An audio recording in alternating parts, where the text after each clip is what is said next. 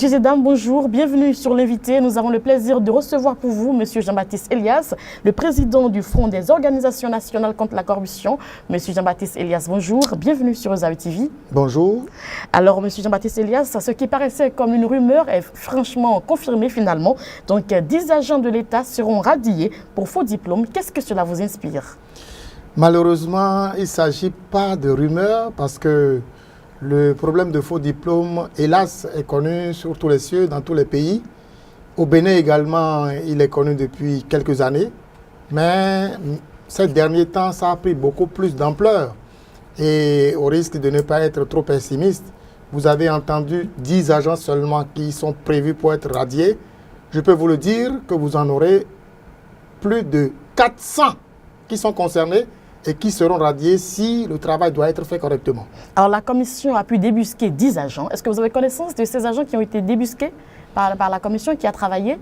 Non, nous n'avons pas travaillé avec la commission, mais nous au FONAC déjà, nous nous intéressons sur le problème des faux diplômes et nous en avons déniché quelques-uns que nous avons portés à la connaissance des autorités qui certainement ont fait ce qu'il faut faire. Ce n'est pas le moment d'en parler, peut-être qu'au moment opportun, les autorités elles-mêmes vont en parler. Alors, M. Jean-Baptiste Elias, beaucoup de Béninois se posent cette question. Comment arrive-t-on à s'insérer dans la fonction publique béninoise avec de faux diplômes? C'est quand même bizarre, ça. Il faut d'abord expliquer aux téléspectateurs qui nous écoutent en ce moment ce qu'est un diplôme. Le diplôme est un document, un parchemin qui est fait pour consacrer le témoignage que quelqu'un sait faire quelque chose. Vous avez appris quelque chose et à la fin de votre formation, on vous donne un papier comme quoi vous avez réussi à couvrir tout ce qui est prévu dans le cadre de cette formation et on vous délivre un document. C'est ça le diplôme. Alors, nous l'avons au niveau du secteur public, c'est-à-dire les écoles publiques, et nous l'avons également, ce diplôme, au niveau du secteur privé. Nous avons également ce diplôme au niveau de l'interne, c'est-à-dire au niveau du Bénin, tout comme nous avons également des diplômes au niveau de l'extérieur, parce que des Béninois sont ailleurs dans le monde entier, peuvent recevoir une formation et avoir un diplôme. La loi béninoise permet de dire que tous les diplômes qui sont faits ailleurs, quand un Béninois veut exercer au Bénin avec ces diplômes-là, ces diplômes viennent en équivalence des diplômes délivrés au Bénin ici. Nous n'allons peut-être pas rentrer dans les détails, mais pour répondre concrètement à votre question. Alors, le système tel qu'il est fait, d'abord au niveau du public. Prenons l'exemple où on va au CEP, le certificat d'études primaires. Ça, c'est la base. Ensuite, il y a le BEPC, c'est un diplôme, c'est au moyen. Ensuite, il y a le bac. Et après le bac, maintenant, il y a les diplômes universitaires. Le diplôme d'études générales que nous connaissons, le DUEG, la licence, la maîtrise, le doctorat et l'agrégation, tout ça là, c'est des diplômes. Alors, aujourd'hui, et avec l'évolution de la situation, les diplômes ne sont plus donnés que par les établissements publics.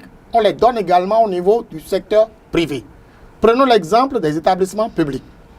Une fois que les diplômes sont délivrés, il y a des diplômes professionnels qui sont délivrés également. Le ministère ou les services compétents lancent soit un concours, soit un test de recrutement. Et il est demandé à chacun qui remplit les conditions avec des diplômes de postuler pour pouvoir rentrer dans la fonction publique, puis c'est de ça qu'il s'agit. Alors, ce diplôme est donné, on exige tel diplôme, l'intéressé vient avec le diplôme, mais pour répondre précisément à votre question, ceux qui sont malins, qui sont non vertueux et qui veulent passer entre les mailles du filet vont prendre le vrai diplôme de quelqu'un qui a eu réellement le diplôme. Ils vont effacer son nom avec le correcteur. Ils vont réinscrire leur nom à eux. Ils vont effacer la date de naissance de l'intéressé. Ils vont réinscrire leur date de naissance à eux.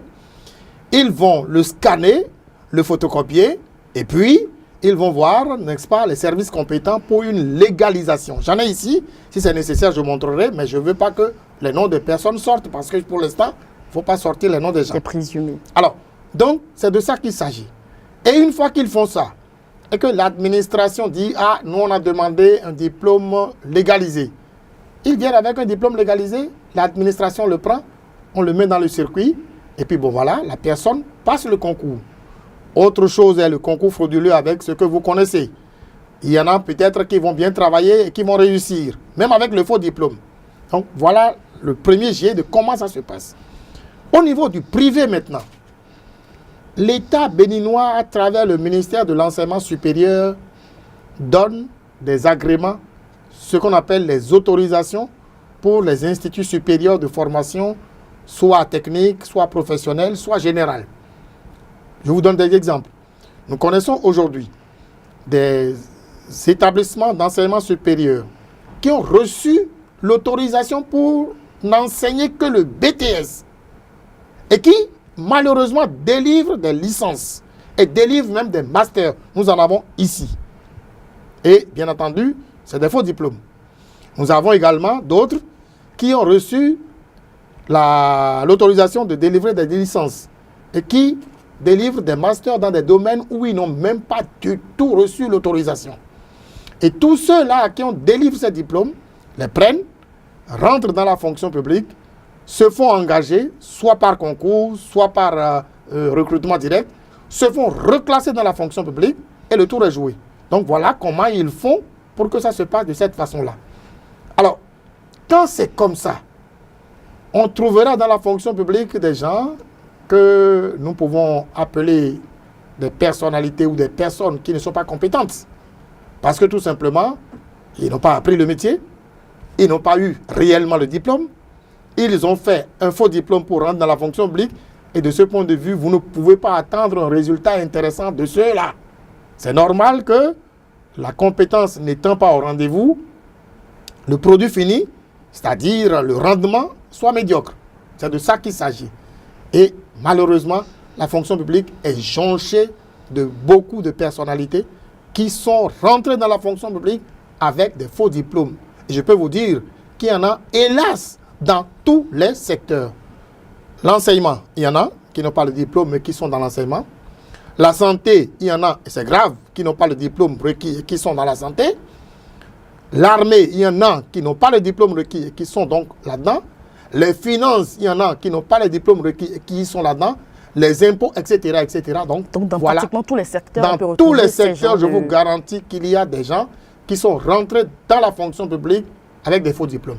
Alors, M. Jean-Baptiste Elias, est-ce que vous ne pensez pas que la pléthore d'universités qui s'installent ces dernières années, qui se sont installées ces dernières années à Cotonou, n'ont pas vraiment ont permis au phénomène de s'amplifier? Quelque part, nous devons dire que à la conférence nationale, nous avons choisi le libéralisme. Et à partir du libéralisme, on a posé les conditions pour donner les agréments, pour donner les autorisations aux universités privées.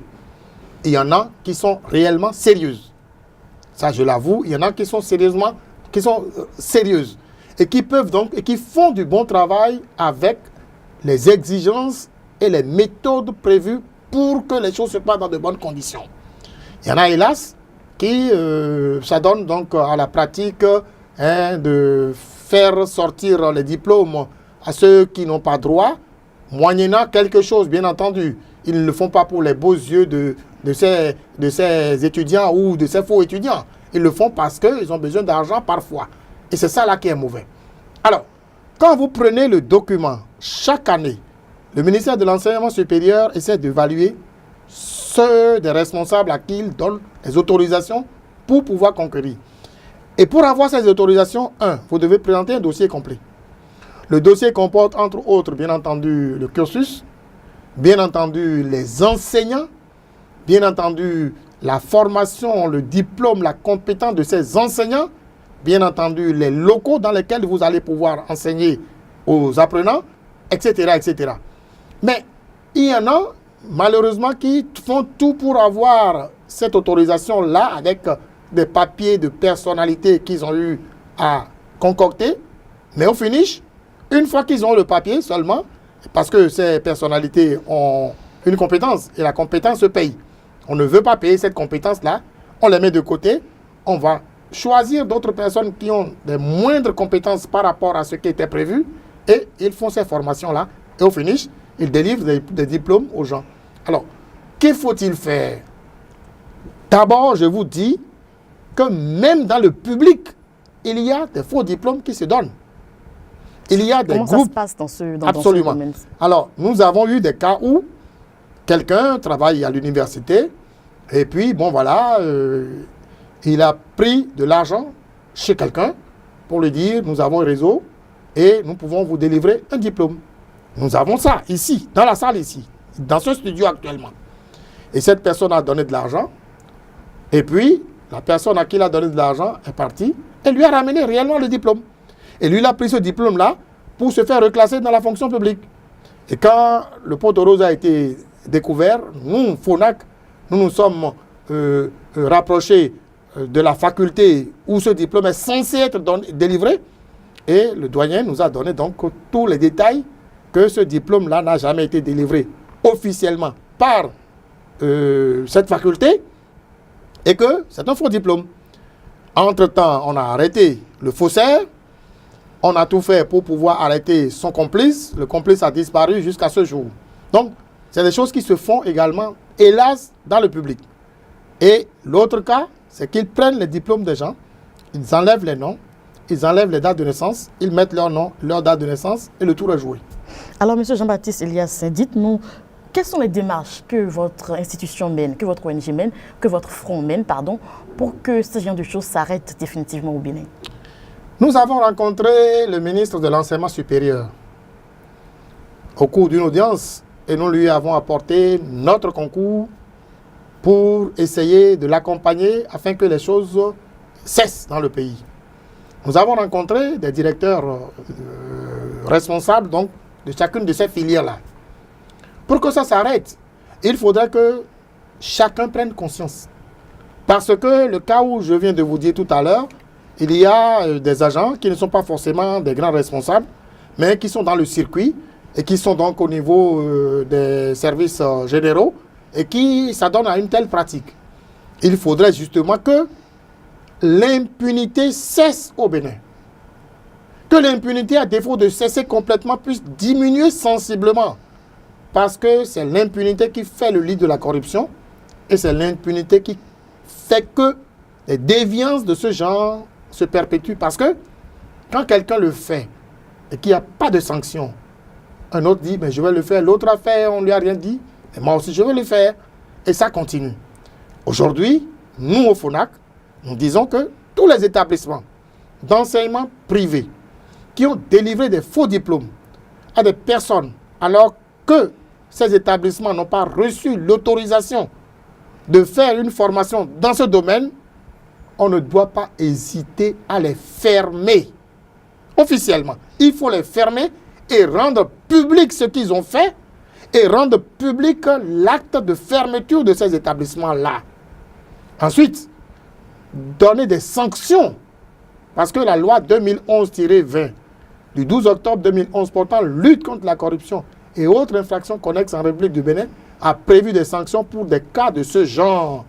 Et il faudrait donc les traduire devant la juridiction compétente pour que les juridictions compétentes puissent les sanctionner. Ça servira de leçon pour que d'autres ne fassent pas la même chose. En ce qui concerne les faussaires qui sont tapis dans le rang au niveau du secteur public, il faudrait les dénicher, les prendre, les traduire également devant les juridictions compétentes, que les sanctions soient données et que les intéressés puissent subir la rigueur de la loi. Et là, ça donnerait également un exemple pour que d'autres qui sont dans le système public et qui voudraient éventuellement abonder dans ce sens puissent cesser de le faire. Monsieur Jean-Baptiste Elias, dites-nous, les faussaires sont maintenant débusqués. À quoi peut-on s'attendre? Parce que nous sommes au Bénin, on sait, on se connaît, c'est mon frère, c'est mon parent. Comment ça va se passer? Est-ce que vous pensez que réellement la rupture ira jusqu'au bout? Je voudrais prier tous les parents de tous ceux qui sont concernés par l'affaire d'accepter qu'on puisse réellement sanctionner leurs frères, leurs fils, leurs oncles, leurs parents en général, pour que ça serve d'exemple. Qu'on ne puisse pas commencer par intervenir, oh là là, c'est mon frère, c'est mon beau-frère. Si vous faites ça maintenant, je ne peux plus rentrer dans la famille, je ne peux plus aller dans ma belle famille. Quand on va commencer par le faire, on va faire un peu obstacle à la poursuite et le mal continuera toujours dans le pays. Mesdames et messieurs, les parents de ceux qui ont commis des actes de ce genre, acceptez qu'on puisse les sanctionner. Une fois qu'ils auraient reçu la sanction méritée, qu'ils auraient fini de purger les peines qui leur seront infligées, ils deviendront de bons citoyens après. Et les autres qui auraient éventuellement envie de le faire ne le feront plus et nous serons tranquilles dans le pays. Imaginez un instant que dans la fonction publique, je vous dis, il y a plus de 400, 1000 même qui sont concernés par les faux diplômes. Ceux-là ont pris la place de ceux qui sont des gens honnêtes, qui ont eu officiellement et régulièrement leur diplôme, à qui on a balayé la route parce que les faussaires ont des connaissances politiques ou des connaissances de parents, on les a pistonnés pour les mettre dans le système et ils ont barré la route à ceux qui ont effectivement leur diplôme, qui ont été des gens honnêtes, des gens consciencieux, qui ont eu le diplôme à la sueur de leur front et qui pourtant sont restés en rade parce qu'ils sont à la maison. Parce qu'au niveau de la fonction publique, il y a un quota, il y a un nombre. Une fois que le nombre est atteint, c'est un concours. Vous pouvez si on veut 20, si les 20 premiers ont 15 de moyenne, le 21e, même s'il y a 14,75, il ne passe pas. Donc c'est de ça qu'il s'agit. Mais si dans les 20, on trouve déjà qu'il y a 10 qui ont des faux diplômes, ça veut dire qu'ils ont barré la route à 10 honnêtes qui auraient pu passer et qui sont restés à la maison. Mesdames et messieurs, s'il vous plaît, acceptez. Ne faites rien pour entraver le cours de cette procédure afin que ça puisse cesser dans le pays. Monsieur Jean-Baptiste Elias, dans un autre registre, nous allons parler de l'invalidation de l'année à la flash. Qu'est-ce que vous pensez de cela? Qu'est-ce que cela vous inspire? J'avoue que je ne connais pas bien le dossier. Le FONAC ne connaît pas bien le dossier non plus, parce que nous n'en avons pas eu à en discuter. Et vous comprenez que sur la base des rumeurs, nous ne pouvons pas prendre une position. Souffrez, madame, que je puisse vous dire que je ne connais rien. Il n'y a aucune honte à dire que je ne connais pas. Et c'est vrai que je ne connais pas.